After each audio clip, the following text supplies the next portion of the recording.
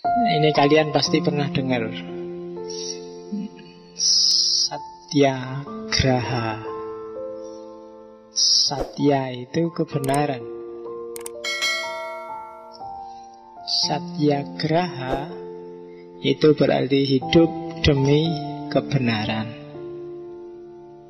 Graha itu kan kalau di Indonesia terus diterjemahkan jadi rumah. Jadi berarti apa? Kita harus tinggal dalam kebenaran. Satu-satunya parameter yang valid, yang bisa dan bahkan harus jadi landasan aktivitas berpikir, berbicara, berperilaku kita adalah kebenaran. Tidak boleh ada yang selain itu. Kebenaran sama dengan Tuhan, katanya Gandhi. Kalau kita hidup demi kebenaran, itu sama dengan hidup demi Tuhan. Kalau kita mengabdikan diri kita pada kebenaran, itu sama dengan mengabdikan diri kita pada Tuhan. Tidak usah tanya kebenaran itu apa, kamu sudah tahu. Hati kecilmu sudah bisa menjawab. Akalmu masih waras, bisa ngasih fatwa. Dan hiduplah demi itu. Hari ini kamu tanya-tanya terus tentang kebenaran karena kamu terbiasa hidup manipulatif, terbiasa bikin alasan-alasan tidak perlu terhadap kesalahan yang sebenarnya kamu ngerti itu salah. Maka akal dan batinmu jadi tumpul, sehingga tiap hari kamu bingung. Saya nyari kebenaran, Pak. Mau nyari kemana? Kebenaran sudah ada dalam dirimu. Tanyakan ke dalam. Kalau dalammu tidak jawab, berarti ada yang tidak beres. Ayo dibereskan. Kalau hatimu nggak jernih, jernihkan. Kalau pikiranmu nggak sehat, sehatkan. Bagi yang sering manipulatif, sering membohongi dirinya sendiri, latihan jujur. Jujur pada diri sendiri itu hari ini kelihatannya agak mahal. Jujur pada diri sendiri itu kalau salah ya salah, kalau keliru ya keliru. Meskipun terus minta maaf boleh, minta dispensasi boleh, minta, tapi pertama-tama akui itu salah. Hari ini jarang orang yang ngaku salah itu kayak wabot. Sudah jelas salah aja nyari alasan, nyari argumen. Sudah jelas buktinya korupsi, pembelaannya bisa setebal ini loh. Itu kan sama dengan tidak mau dia disebut korupsi. Padahal semua orang juga ngerti korban-korbannya, hartanya, kabeh sudah jelas korupsi. Tapi begitu bikin pembelaan itu tebel segini. Kalau kalian baca itu mungkin iki jan itu tuh koruptor tapi malaikat ini. Wapik kabeh isine. Itu Indonesia hari ini. Ndak satyagraha. Jadi kalau kalian satyagraha, maka kalian hidup dalam kebenaran. Hidup dalam kebenaran berarti hidup dalam Tuhan. Kalau dalam bahasanya Sufi, kalau kalian jalan berarti Allah yang melangkah. Kalau kalian bergerak berarti Allah yang bergerak. Kalau kalian melihat berarti Allah yang melihat. Itu satyagraha. Kalau kalian sudah kayak gini hidupmu jangan khawatir. Kamu akan selamat. Tidak ada yang bisa nyakitin kamu. Hidup lingkungan sekelilingmu akan jadi sumber yang menyelamatkanmu. Kamu akan jadi orang yang berani, kayak Gandhi. Dia berhadapan dengan apapun tidak takut.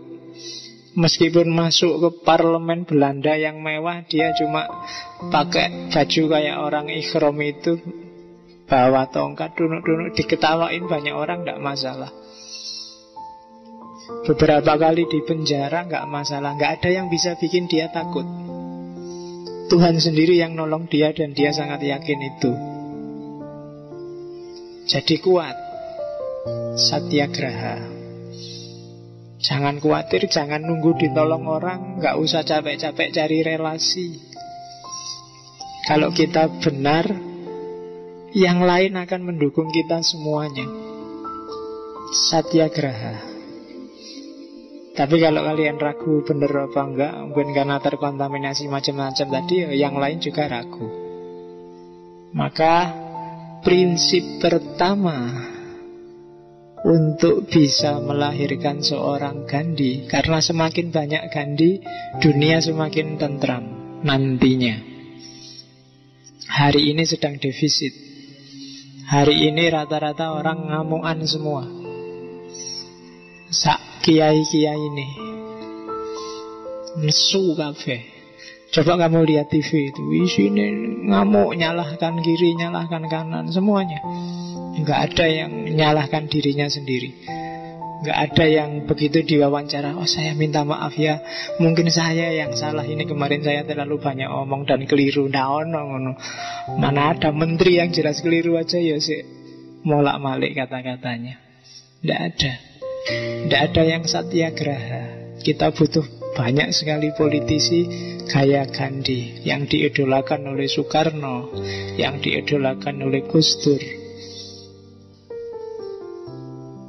Oke, jadi diingat-ingat.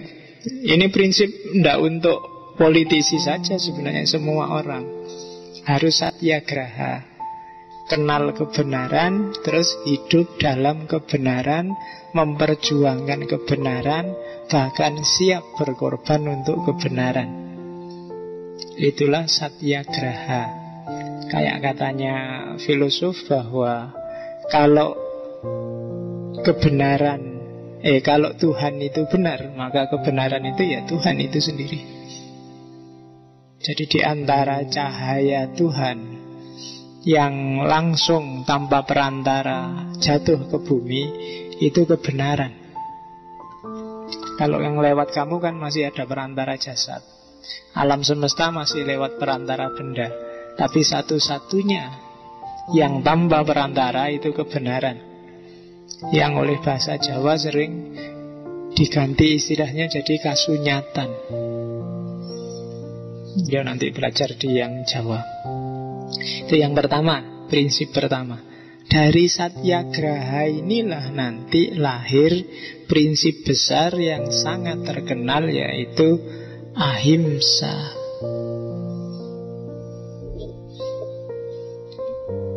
Secara harfiah, ahimsa itu lawannya himsa. Kalau himsa itu keras, agresif, menyerang, suka menyakiti. Kalau ahimsa kebalikannya, bahasa Sanskerta kan begitu ada A berarti tidak. Agama kan gitu, gama itu kacau, rusak, awut-awutan. Tapi begitu dikasih A jadi agama.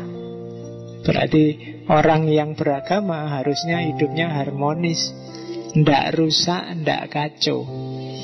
Kok beragama malah kacau, itu jangan pakai istilah agama. Kalau di Singapura istilahnya bukan agama tapi ugama. Saya tidak tahu kalau ugama itu dari bahasa apa. Kalau di Jogja, agama kehilangan A-nya, Gama, Gajah Mada,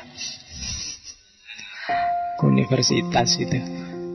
Oke, jadi secara harfiah ahimsa gerakan tanpa kekerasan.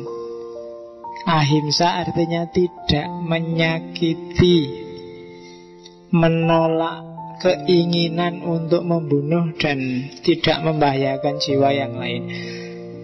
Bukan menolak membunuh loh ya, bahkan menolak keinginan untuk menyakiti dan membunuh. Cuma keinginan saya kalau bisa jangan. Kamu kan sering kalau gegeran sama temanmu sudah gregetan, ih tak banting sisan gue enggak. Nah, itu kan sudah keinginan. Itu aja kalau bisa jangan. Masih keinginan itu sudah destruktif, paling tidak di pikiranmu. Ya kan? Antara cuma kamu pikir membanting dia dengan kamu banting beneran, itu levelnya sebenarnya nggak jauh. Kamu mikir banting dia itu kan sudah ada gambarnya di sini banting.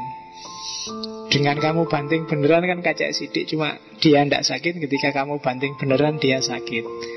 Untuk dirimu yang melakukan, itu sebenarnya selisihnya cuma sangat sedikit. Yang satu bisa urusan polisi, yang satu enggak. Kamu memperkosa cuma membayangkan dengan memperkosa beneran. Itu 1 dan 2 ini dari aspek yang satu goib, yang satu real, itu memang jauh. Yang satu bisa ditangkap polisi, yang satu enggak. Tapi bagi dirimu sendiri yang membayangkan atau yang melakukan, itu sebenarnya selisihnya sangat sedikit. Kamu membayangkan memperkosa itu gambarnya di sini kan sudah lengkap.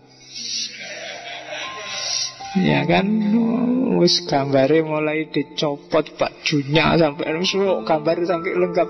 Wis padha wae kuwi. Rusaknya sama, dampak destruktifnya bagi dirimu sama. Maka hati-hati dengan pikiranmu. Jadi keinginan aja untuk menyakiti, kalau bisa jangan. Tidak menyakiti hati, berarti harus menenggang yang lain, harus sensitif.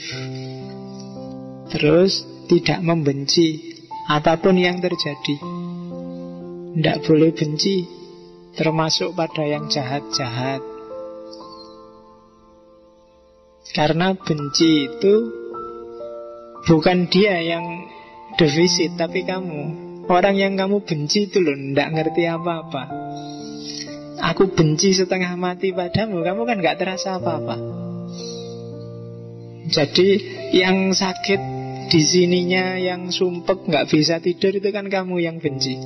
Yang dibenci gak ngerti, kecuali kamu terus ngirim SMS ancaman apa mau cegat di tengah jalan, itu urusan lain.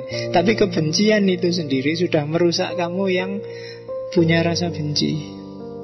Ngapain kamu habiskan energimu untuk dia yang ketawa-ketawa dan kamu sendirian sumpek? Kebencian. Terus tidak membuat marah, tidak nyari keuntungan sendiri dalam hubungan apapun dengan orang lain.